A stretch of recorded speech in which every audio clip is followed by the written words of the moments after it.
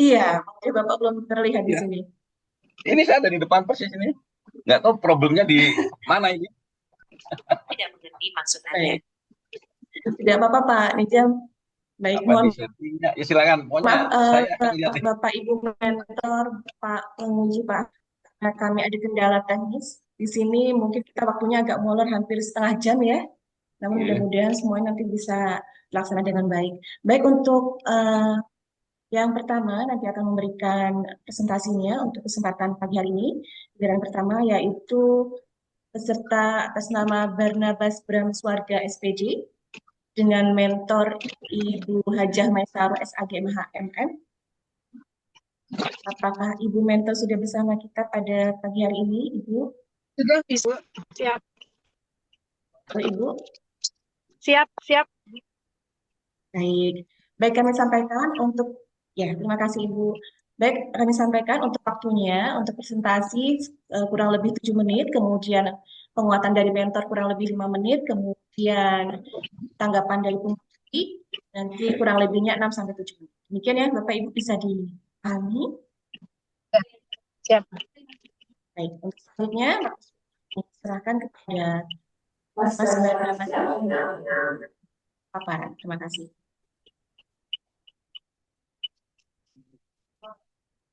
Terima kasih Bu Ferry.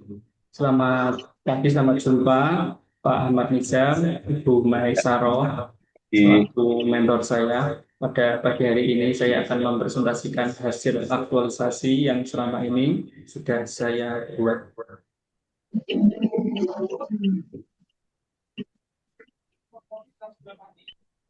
Apakah sudah muncul? Sudah, Baik. sudah, Mas. Ya, silakan ya. Judul aktualisasi saya adalah peningkatan layanan penyuluhan agama Katolik melalui pemanfaatan media sosial di Kabupaten Kendal.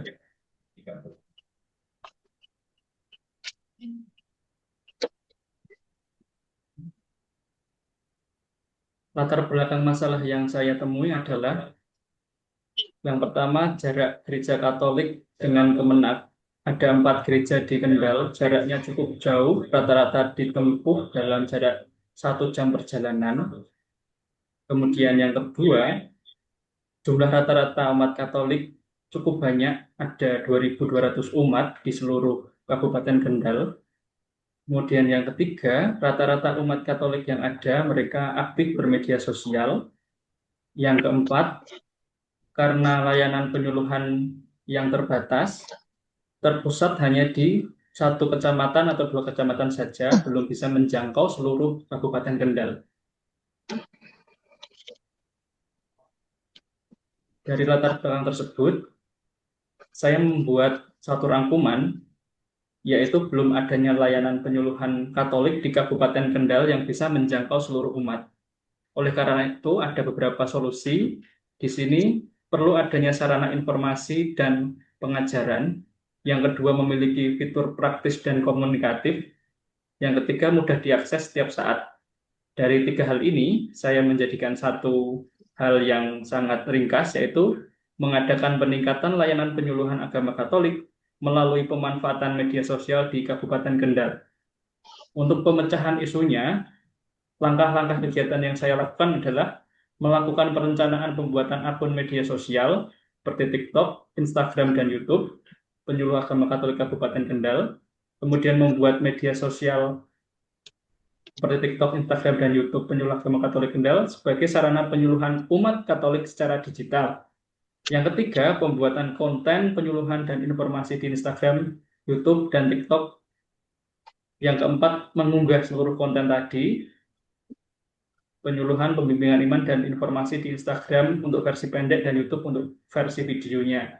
Kemudian yang terakhir ada evaluasi dari pemanfaatan media sosial TikTok, Instagram, dan YouTube dalam penyuluhan agama Katolik berdasarkan komentar dan diskusi bersama mentor dan stakeholder.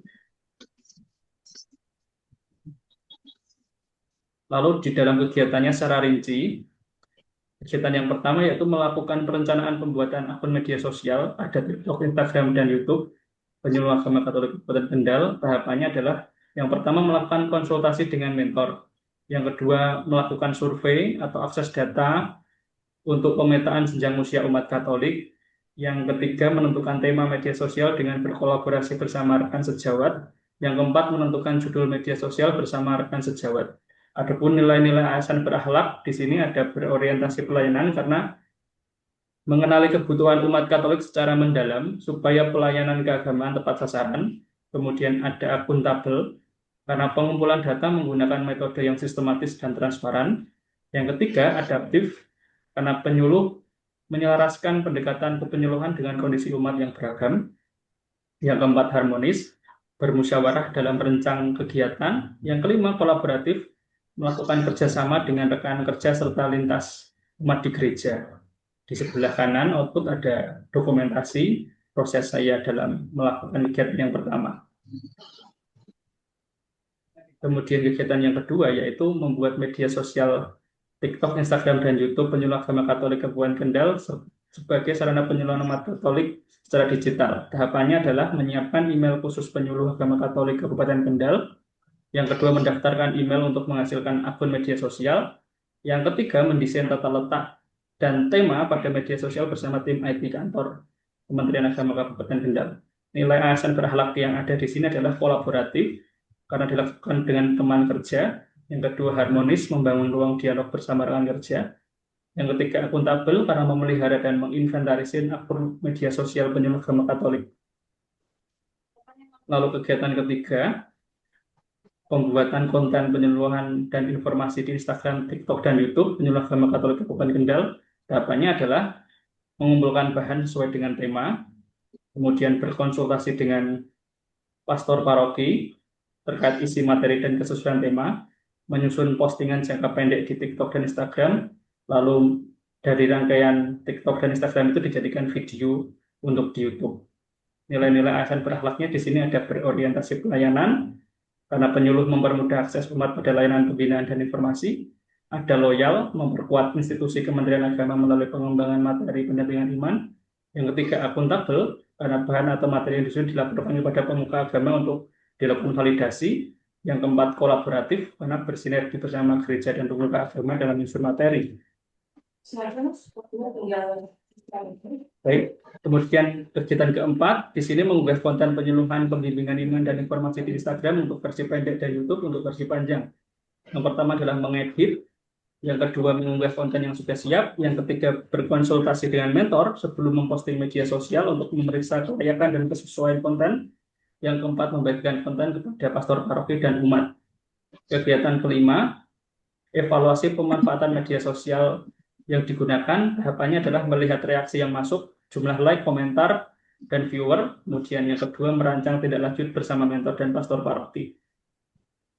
Adapun di sini, dari hasil kesimpulan dan sarannya, kesimpulannya adalah dari semua yang telah terlaksana media sosial yang ada, umat merasa mengapresiasi karena sebelumnya mengalami kesulitan memperoleh info, lalu ada pengakuan dari instansi dan stakeholder atas lahirnya kanal digital untuk memperkenalkan wadah gereja Katolik di Kabupaten Kendal. Yang ketiga, walaupun demikian masih ada beberapa keterbatasan pada variasi konten yang masih berupa postingan singkat. Saran bagi instansi diharapkan dapat senantiasa mendukung pengembangan layanan digital. Yang kedua, bagi umat, semoga semakin aktif memanfaatkan media sosial sebagai wadah untuk memperoleh informasi. Yang ketiga, stakeholder, baik paroki atau sekolah Katolik, diharapkan dapat berkolaborasi dalam membuat konten. Berikut ini juga saya lampirkan linknya untuk diakses. Sekian dan terima kasih. Baik, untuk Mas Marnabas, waktunya tepat. Baik, untuk selanjutnya kami mohon perkenan penguatan dari Ibu Mentor. Yang silakan Ibu. Terima kasih. Assalamualaikum warahmatullahi wabarakatuh. Untuk kita semua sudah menemui sahabat jikan. Yang kami hormati Komisi Pasca, kemudian Bu Ferry, Mas Bram yang CPNS yang sedang melakukan aktualisasi pada bulan ini. Terima kasih, langsung saja tanpa pembukaan prolog di awal. Apa yang tadi disampaikan oleh Mas Bram betul bahwa wilayah Kabupaten Kendal memang terbagi dengan dua geografis, yaitu satu di daerah atas, kemudian yang separuhnya adalah di daerah bawah yaitu Pantura. Demikian pun umat beragama Katolik ini terpecah dalam dua wilayah, yaitu wilayah atas dan wilayah bawah, dengan kondisi gereja Katolik pun yang separuh di atas, yang separuh di bawah, sehingga apa yang tadi disampaikan oleh Mas Bram betul, dan kemudian beliau juga sudah melakukan beberapa langkah-langkah dan aktualisasi yang menurut saya memberi apresiasi dengan kerja yang beliau lakukan. Kemudian tinggal bagaimana konten-konten yang ada itu secara masif betul-betul disampaikan di komunitas umat Katolik, karena yang tahu persis umat Katolik ini adalah Pak Bram. Kemudian kemarin kita juga sudah sampaikan bahwa untuk diperbanyak ke depan adalah konten-konten yang sifatnya visual, dalam artian bukan flyer yang di TikTok-kan atau narasi-narasi, tapi lebih banyak pada ceramah, bukan ceramah ya, visualisasi dari orang yang mungkin lebih orang dengan berkendara, dengan nyetir, atau dengan sambil apapun, mereka langsung bisa mendengar. Kemarin kita sudah sampaikan dan alhamdulillah juga sudah ditindaklanjuti. Saya kira ini langkah yang cukup bagus, karena selama ini umat Katolik tidak banyak tersentuh oleh KAMIS sebagai institusi Kementerian Agama yang menaungi semua umat beragama. Kenapa? Karena kita memang tidak punya penyuluh Katolik tahun-tahun kemarin, dan terima kasih saat ini kita sudah ada Mas Bram yang notabene mereka teman-teman dari Katolik maupun Kristen yang lain sudah melakukan kerja-kerja aplikatif dan kerja-kerja nyata di lapangan. Saya kira itu Pak, mohon saya kira ya kalau memang ada perbaikan secara nyata, dia sudah melakukan langkah-langkah yang cukup baik. Terima kasih, saya kira itu Bu Ferry, tanpa berpanjang lebar, apa yang penguatan yang saya sampaikan cukup di sini saja. Matur suwun. Akhirnya, Assalamualaikum warahmatullahi wabarakatuh. Waalaikumsalam warahmatullahi wabarakatuh. Waalaikumsalam warahmatullahi wabarakatuh. Terima kasih Pak Jama'isaroh. Baik, Ya. untuk selanjutnya, silakan Bapak Ahmad Injam selaku penguji. Baik, terima kasih Bu Mentor, moderator, dan juga yang luar biasa Pak Bram. Selamat pagi, Assalamualaikum warahmatullahi wabarakatuh. Pertama, saya mohon maaf, saya tidak tahu kenapa wajah saya tidak muncul. Tidak masalah Pak, Jadi, yang penting. mungkin saya Mbak Ferry, saya mau restart Iya, dulu. disayangkan ya Pak ya. Setelah Pak Bram. Terima kasih atas penguatannya. Memang dari awal sudah jelas nampak Pak, dari mulai rancangan sudah bagus Pak Bram ya. Hanya ingin beberapa hal yang ingin saya tanyakan. Saya hanya penguatan saja, saya yakin sudah berjalan. Nah, ketika siapa saja tim yang terlibat dalam pembuatan dalam aktualisasi ini Pak Bram, bisa dijelaskan? Baik, Pak Nijam. Yang pertama, tim yang ada di kantor adalah tim IT bersama dengan senior saya, Pak Jamal. Saya berdiskusi untuk menentukan layout dan judul. Pertama, ketika menyusun itu judulnya agak kurang pas. Ya. Kemudian ketika sudah saya rumuskan, diskusi beberapa kali penggantian logo dan judul, akhirnya ditemukan bentuk media sosial yang bernama Sahabat Katolik Kendal. Itu saya sangat mengapresiasi dari saran-saran Pak Jamal, dan salah satunya dari Humas, Mbak Lana. Juga dengan postingan-postingan yang ketika sudah jadi, seringkali Bu Maisaroh itu sangat ketat dalam mengecek postingan yang ada. Beberapa kali ada salah typo, kemudian konteksnya kurang pas, bisa terfilter supaya lebih aktual di dalam konteks di umat Katolik Kendal. Begitu Pak Nijam. Oke, itu namanya aktualisasi, jadi cerita yang sebenarnya. Saya di naskah mungkin masih teori, tapi nggak tahu diceritakan atau nggak di naskah ini.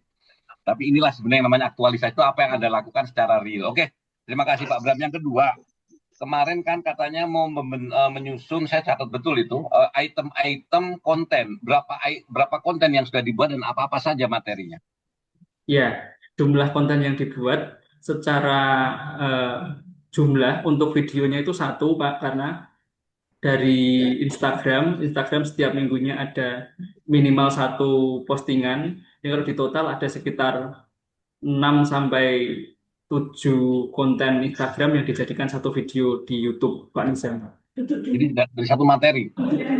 Nggak materi yang dibuat itu berapa? 7 materi. Beda materi, Materi Pak. penyuluhannya itu. Dari Beda. Tentang apa saja Pak? Tentang perkawinan Oh misalnya ya, atau tentang tentang ekoteologi, kebaktian, kemudian tentang pemberkatan atau apa saja yang dibuat? ekoteologi secara khusus dari kitab sucinya, kemudian dari Mhm, penerapannya, kemudian yang ketiga mhm. dari referensi pemuka-pemuka agama, bagaimana di dalam Kabupaten Kendal itu pengaplikasian ekoteologi sudah dilakukan di umat. Jadi informasi-informasi dan langkah-langkah yang bisa dilakukan. Yang Ya. ketiga untuk yang video YouTube-nya adalah apa yang selama ini belum diketahui, gerakan-gerakan yang bisa dilakukan untuk ekoteologi seperti sudah ada umat-umat Katolik yang melakukan bank sampah, itu dikenalkan lagi di dalam video, Pak Nizam. Oke, Jadi jadi lebih fokusnya ke fokus ke ekoteologi. ekoteologi ya di Iya, aktualisasi ini ya. Oke. Terus ada nggak masukan-masukan dari teman-teman barangkali setelah dipublish?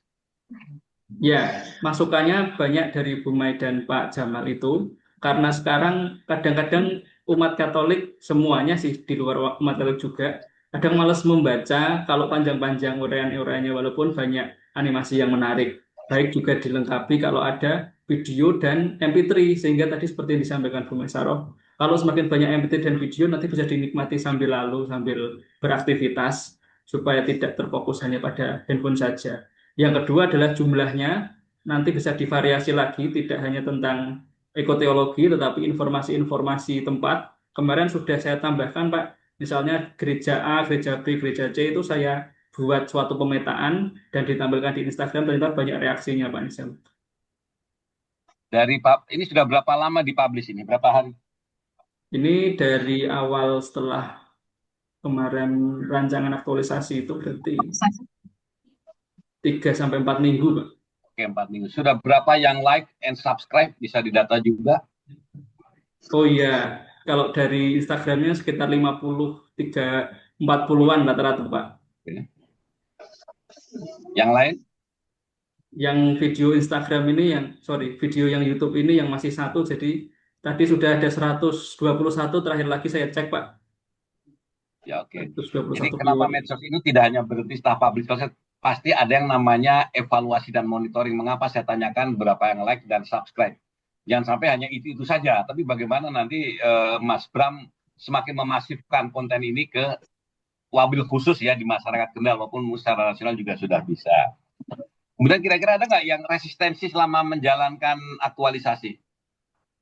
Kadang untuk komunikasi pembuatan konten, karena beberapa gereja yang ada itu kan masing-masing ada pemuka agamanya, Pak. Itu yang membuat kadang-kadang lama ketika harus verifikasi ke gereja A, B, C, sehingga tidak bisa langsung cepat sekali reaksinya untuk diposting. Harus ada Kendalanya apa? persetujuan dulu. Apa contoh kendala realnya Saya atau harus permasalahan yang dihadapi? misalnya sudah membuat konten tentang rujukan kitab suci yang digunakan untuk ekoteologi. Kemudian saya harus mengetahui apakah ini cocok untuk saya gunakan sebelum saya postingkan di umat di gereja tersebut. Nah, itu nanti menunggu beberapa pertemuan sampai 1-2 hari sampai baru bisa ditemui secara langsung dan nanti ditunjukkan ini hasilnya. Kemudian tidak ada koreksi lagi, bisa dipublikasikan, Pak. Hanya itu sih, Pak. Kemudian konten-konten ini kan sudah dipublish, ada nggak approve persetujuan tertulis dari pimpinan? Iya, langsung dikomunikasikan sebelum saya publikasikan, Pak. Enggak. Ada nggak persetujuan tertulis dari pimpinan sebelum ini dipublikasikan? Kalau tertulisnya belum ada sih, Pak Nizam. Nah itu, Ya, betul. itu bahaya itu. Nanti Mas Bram Iya. disangka mau-maunya aja. Kan dari awal sudah saya ingatkan waktu rancangan dulu. Apapun yang mau dipublish, itu harus mendapat persetujuan dari pimpinan. Apakah itu paraf, ACC, atau berbentuk surat, silahkan dibuat itu, dilengkapi dengan itu. Jangan sampai nanti ketika timbul masalah hanya Mas Bram yang kena batunya. Karena sekali lagi ini bukan milik Pak Bram, tapi milik institusi Kemenak Kendal. Oke? Oh ya, baik, Pak. Jadi tolong nanti didokumentasikan itu ya. Ya, Ya, betul, Pak. Betul. Oke. Betul Bu Mentor ya? Betul, Pak. Nanti orang nggak senang bisa nggak komplit tahu-tahu dimutasi Bapak. Iya, Itu ini banyak terjadi gitu. tanggung Tolong ya. kolektif ini. Jadi sekali lagi di dalam dunia birokrasi ini kan ngomong CPNS nih. salah satu yang menjadi dasar itu adalah hitam di atas putih. Tertulis itu wajib hukumnya. Walaupun itu mungkin cukup ACC dari Bu Mentor udah selesai karena sudah ada buktinya. Ketika ditanya siapa yang ACC, ada lo. Tapi kalau sekarang ketika ditanya Mas Bram mana buktinya, nggak bisa. Pasti itu mau saja kata mereka kan gitu. Oke ya, itu dari saya, masukan saya. Kemudian yang terakhir, tolong diperlihatkan ke saya konten-konten yang sudah yang sudah dibuat. Oh ya, baik Pak.